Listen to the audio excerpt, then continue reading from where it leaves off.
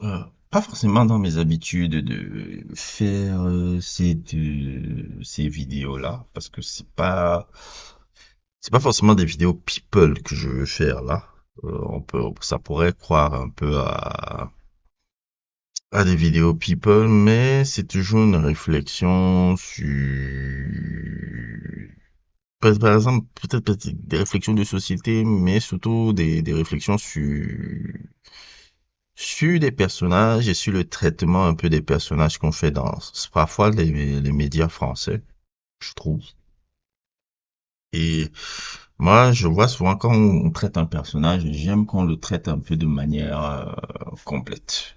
C'est-à-dire que la manière dont parfois les médias français peuvent être complaisants avec certains personnages sur certaines situations, je dois vous avouer que ça me dérange.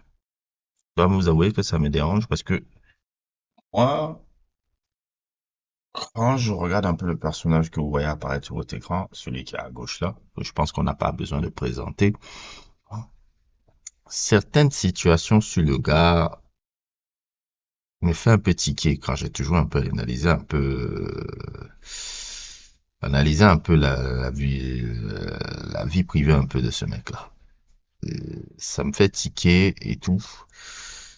Et je trouve un peu que les derniers événements qui viennent d'arriver un peu dans sa vie privée là, c'est pas que forcément j'ai envie de parler de sa vie privée et faire du people, mais c'est analyser quand même certains types de personnalités que je vois, qui m'intriguent et qui, depuis que j'ai un peu commencé à regarder un peu sa vie privée de très près, en tout cas ce qu'on en sait, il y a des traits de personnalité un peu chez ce Zozo-là qui m'agacent un peu. Qui m'agacent un peu et que c'est des traits de personnalité que j'arrive à très... Vous savez, je suis quelqu'un qui est très regardant sur le comportement humain des gens.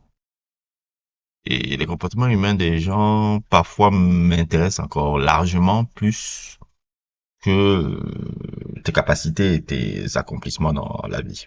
Ça dit beaucoup sur toi. Surtout quand ce sont ces figures-là, qui sont des figures un peu, figures médiatiques un peu très importantes. C'est à ça qu'elles servent. Parce que dans la vie, on rencontre souvent des profils de personnages similaires. Et parfois, ça peut être, comme ils disent aux États-Unis, cochonnerie tale un peu, par rapport à se comporter quand vous voyez certaines personnalités similaires un peu dans vos vies et tout. C'est à peu près pour ça que je fais un peu cette vidéo et tout. Et c'est pour ça que moi, je les analyse un peu souvent les vies. Ce n'est pas pour faire du people ou du truc comme ça. C'est pour un peu comprendre un peu, ah, si j'ai ce profil de personne qui vient dans ma vie, comment je me comporte devant lui. Surtout quand j'observe certaines situations. Je suis très observateur sur les gens. C'est pas pour rien que je fais cette page et que je suis très bon à analyser les gens. C'est que moi, je t'analyse vraiment bien sur tous les rapports et je suis très patient par rapport à ça. Le gars à gauche qu'on appelle Tony Parker n'est plus à présenter. C'est une légende vivante du sport français. Même aussi, j'ai envie de dire, une légende même du sport, dans son sport de prédilection, qui a été le basket, c'est-à-dire, pour moi, l'un des meilleurs meneurs des années 2000. Clairement, ce gars-là, 4 fois champion NBA, il est MVP des finales, il a été longtemps le meneur de jeu de l'une des franchises les plus légendaires de la NBA. Quelqu'un qui, il a commencé à briller à l'âge de 20 ans, 21 ans, un truc. Même si je dis toujours sa période géniale, c'est entre 2007 et 2011, tout. Je le trouve un peu très sous-coté même d'ailleurs dans le basket américain. Dans la manière dont il passe, je pense que Tony Parker avait beaucoup plus de raisons d'être, d'apparaître dans le NBA 75, il y a de cela 2 ans, 3 ans, plus que Damien Lillard, parce que c'est quelqu'un qui a vraiment accompli des choses plus que Damien Lillard et autres et tout, je trouve. Je trouvais que mettre Damien Lillard dans le NBA 75 devant Tony Parker, c'est pas forcément ouf. Quelqu'un qui a aussi participé au changement de dimension du sport français, du basket français le basket français aussi dans les années 2010, surtout avec sa génération dorée, la génération Tony Parker, Boris Diaw même qui est un de mes joueurs basket, un de mes basketteurs préférés. Ce gars-là, je pense que pour tout basketteur qui veut un truc, si tu veux vraiment un truc au basket, tu regardes Boris Diaw. Boris Diaw, c'est un QI basket que j'ai rarement vu aussi dans l'histoire. C'est vrai que sa carrière NBA ne reflète pas le talent et le génie qu'il a eu. Mais quand tu regardes même des mecs comme Draymond Green ou d'autres types de joueurs de ce profil-là, Draymond Green me disait même que ça a été un peu une de ses influences parmi dans son jeu. Euh, Boris Diaw, c'est un QI basket comme j'avais rarement vu. Fela Pietrus, Nicolas Batum, ces belles générations-là qui ont donné le premier titre du basket français avec l'Euro contre l'Espagne. 13, les confrontations légendaires contre l'Espagne. Euh, Qu'est-ce que je pourrais encore dire? Encore énormément de trucs. Quand tu vois le basket français maintenant sur le plan mondial qui est euh, prépondérant, c'est grâce beaucoup à leur génération. C'est vrai qu'il y a une génération avant avec les Rigaudot, comment il s'appelle, Tariq Abdouad et tout, qui avait fait les Jeux Olympiques en finale 2008. Mais le basket le français qui évolue et tout, c'est grâce au truc. Et il est Hall of Famer, c'est le premier français euh, dans le basket américain, à être Hall of Famer. Bon, le basketteur français à être Hall of Famer, c'est un incroyable accomplissement pour le basket français. Il faut savoir ce que le basket français était dans les années 80-90. Imaginez un basketteur français fini dans le Hall of Fame, c'est ouf, c'est ouf. Et c'est une légende à juste titre du sport de son pays. Véritablement une icône et comporte très haut dans son pays. C'est pas quelqu'un qui est sous-coté en France, je trouve. Et je trouve que c'est bien. C'est une bonne chose. C'est comme ça qu'on doit célébrer les champions. Mais maintenant, je peux comprendre qu'aux États-Unis, un peu, on a un autre regard sur ce gars-là. Je pense sur le plan humain. Je peux comprendre un peu qu'on a un autre regard sur, hein, surtout quand on observe sa vie privée et sa vie sentimentale un peu, soi-disant qu'il la regarde. Oui, oui, oui, oui, oui, je veux bien un truc, mais Les- ce qui arrive dans ta vie sentimentale me décrit un peu le genre de gars que t'es et que je n'ai pas forcément envie de connaître humainement. Parce que Tony Parker, comme je le dis, en France, souvent, genre, il a un terrain conquis et des trucs que je l'avais fait, cette réflexion-là déjà dans je pense, un de mes meilleurs sujets de ma page qui s'appelait Sexe Égalipède, où on parlait déjà des trucs de sexe et galipette qu'on pouvait voir un peu dans les vestiaires de sport. Et c'est vrai que dans les vestiaires de sport, ça finit toujours en gonzo, sur des tromperies, avec les femmes des joueurs. Tony Parker, ses relations sentimentales, c'est assez chaotique. C'est assez chaotique et détenant un peu de trucs. Déjà, quand tu le vois même sur le plan sportif aux États-Unis, il n'est pas assez apprécié. Il n'est pas du tout apprécié. Pas du tout apprécié des gens qui l'ont côtoyé. Il n'a pas, il y a pas, il est pas très apprécié.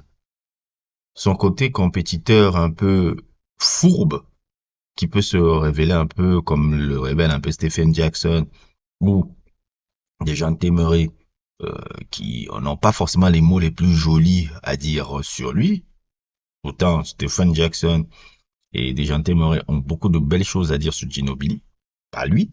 Je trouve que c'est déjà ça. Mais aussi certaines situations aussi qui m'ont dit, ah, le truc. Il était d'abord en couple avec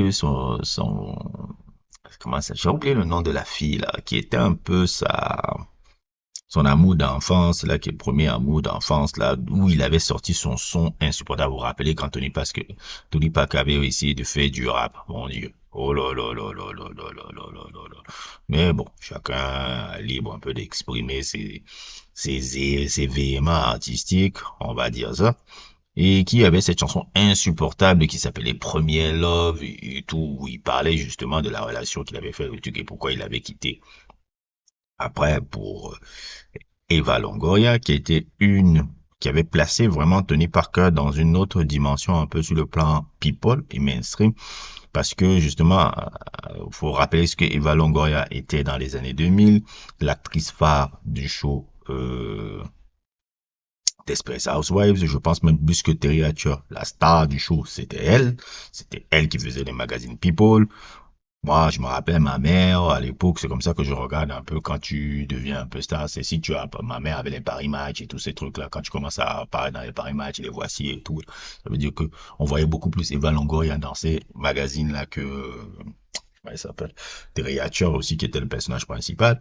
Et le couple qu'elle formait avec Tony Parker était le couple glamour un peu des années 2000. Pour ceux qui se souviennent un peu à cette époque-là. Et autres et tout, et pour un peu renseigner un peu à mes Genzi qui n'ont pas forcément connu cette période-là, c'était le couple glamour qui avait placé Tony Parker dans une dimension de star internationale. Lui, qui n'était pas forcément un peu dans cette dimension-là, ça l'a ouvert énormément de portes. Le truc, c'est pour ça que je pense que c'est une des plus grandes conneries qu'il ait jamais faites. Ça, parce que je pense que Eva Longoria, a l'air d'une femme très bien. Une femme qui a une certaine décence, qui a une femme qui a une certaine classe. Et ce Zozo-là décide un jour, décide de tromper cette femme. Soit, banalité notoire, mais le truc le plus ugly, et ça je l'avais déjà dit dans mon sujet sexe et galipette, c'est qu'il avait fait avec la femme de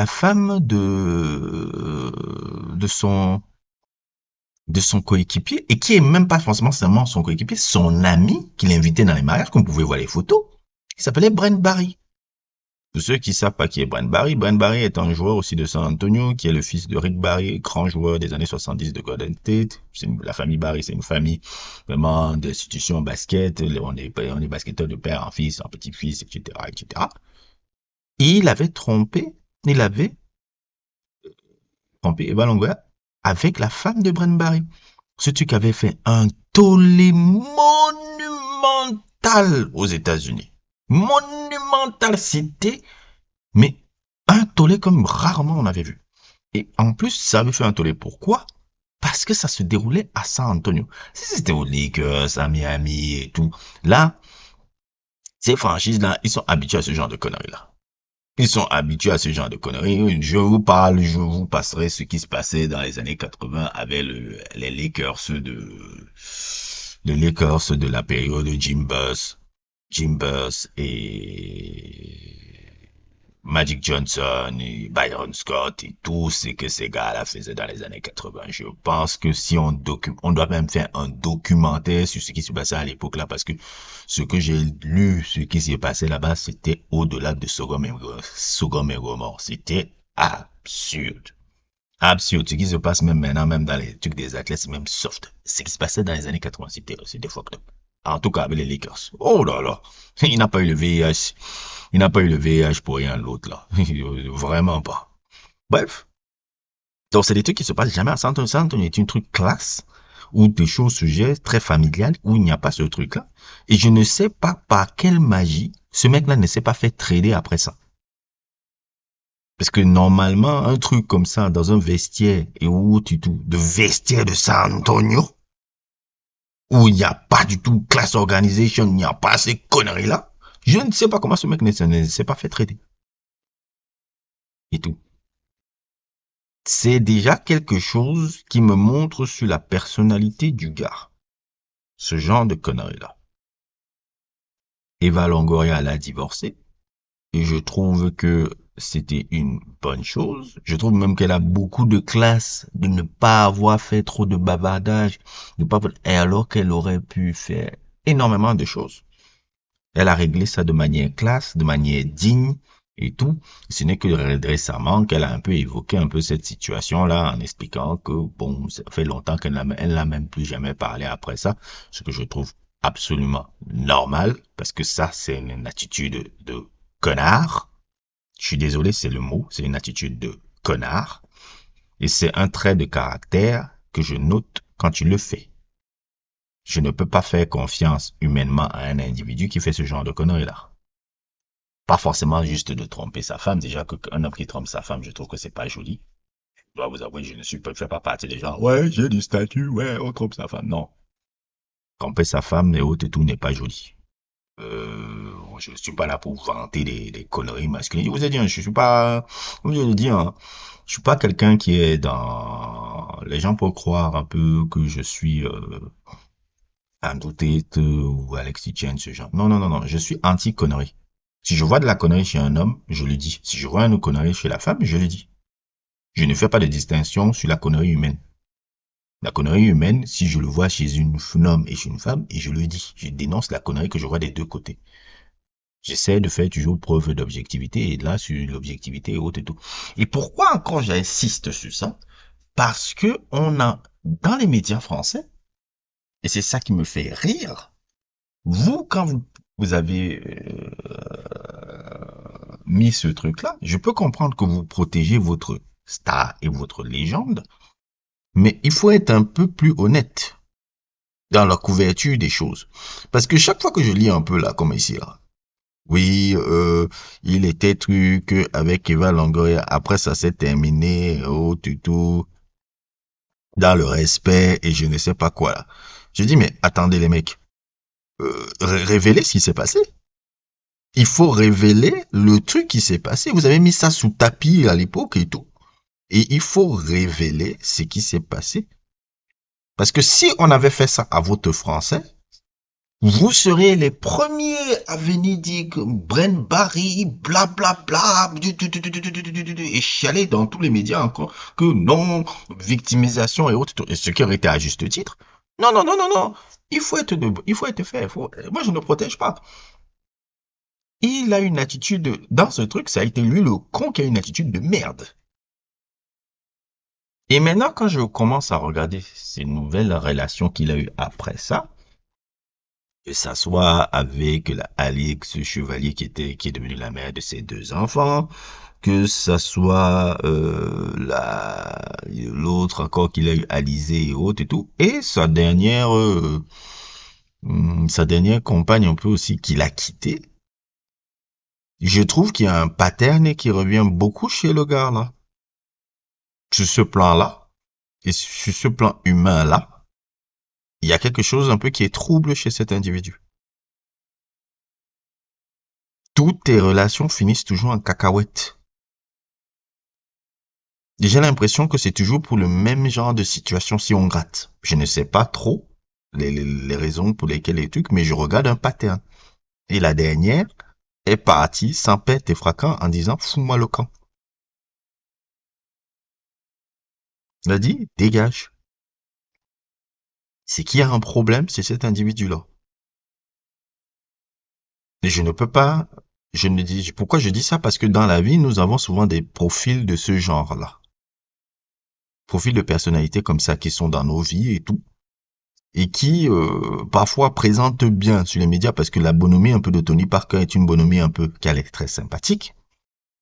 Et là, un peu l'inverse de moi, par exemple. Par exemple, quand moi, on voit mon visage, c'est j'ai une bonhomie antipathique et tout. C'est seulement quand les gens me connaissent qu'ils disent oui, il est peut-être là, il est peut-être antipathique comme ça, mais c'est quelqu'un qui est beaucoup plus, je dis pas que je suis parfait, mais beaucoup plus éthique sur certaines histoires, on va dire. Alors que les gars, souvent comme Tony Parker, ils présentent bien, nanani, nanana, mais quand on gratte un peu, c'est pas forcément joli, quoi. C'est pas forcément joli et je trouve que c'est un pattern qu'on revoit beaucoup chez le gars par rapport à ça et dans la vie, je ne ferai jamais confiance à un gars comme ça.